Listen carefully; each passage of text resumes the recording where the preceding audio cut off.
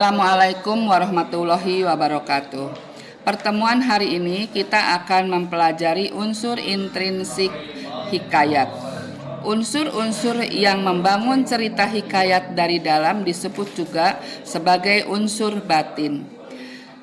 Yang pertama, tema, yaitu inti atau ide pokok atau gagasan pokok dalam cerita. Amanat, yaitu ajaran moral atau pesan yang disampaikan dalam sebuah cerita. Dapat digambarkan, tersurat, namun lebih banyak tersirat. Berikutnya latar, yaitu gambaran mengenai tempat, waktu, dan suasana yang terjadi dalam sebuah cerita. Penokohan, yaitu teknik dalam menggambarkan dan mengembangkan karakter tokoh, baik analitik maupun dramatik. Alur, yaitu rangkaian cerita disebut juga plot.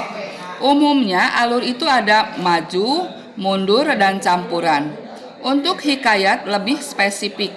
Contoh alur pedih, tragis, penghukuman, sinis, kekaguman. Adapun nilai ekstrinsik, yaitu merupakan unsur membangun dari luar cerita.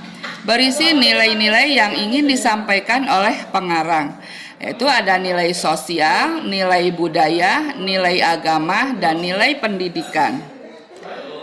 Adapun struktur hikayat, secara umum abstrak bersifat opsional, artinya boleh dipakai ataupun tidak.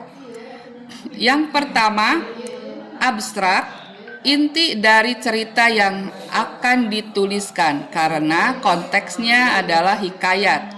Maka bentuk abstraksi berupa rangkaian-rangkaian peristiwa cerita. Orientasi, bagian teks yang berkaitan dengan beberapa aspek, mulai dari aspek waktu, tempat, dan suasana. Yang ketiga, krisis, bagian yang membahas masalah utama dalam cerita. Yang keempat, ada reaksi berupa solusi atau penyelesaian masalah. Nah, yang terakhir ada koda, namun nilai maupun pelajaran yang bisa diambil dari suatu teks cerita oleh pembacanya. Berikutnya adalah kaidah kebahasaan. Yang pertama, konjungsi temporal. Konjungsi urutan waktu digunakan untuk menyatakan urutan sebuah kejadian berdasarkan waktu terjadinya, baik itu sebelumnya, saat, maupun setelahnya. Hikayat menggunakan konjungsi urutan waktu berupa kata-kata arkais, contoh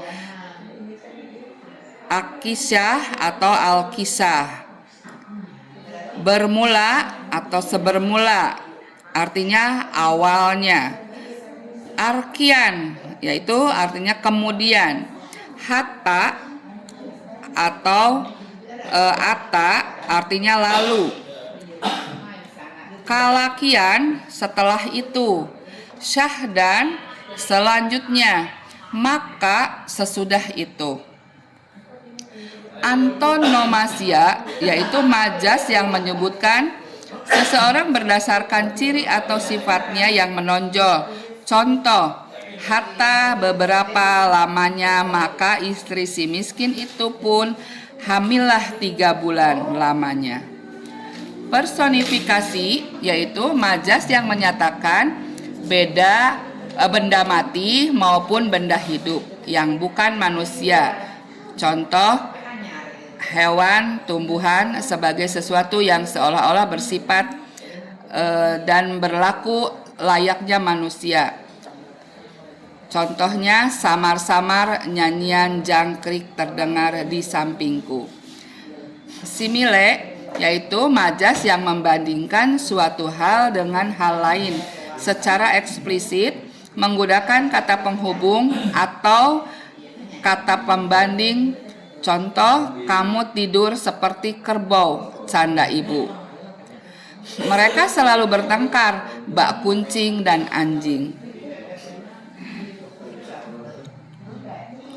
Demikian materi yang saya sampaikan. Semoga bermanfaat. Assalamualaikum warahmatullahi wabarakatuh.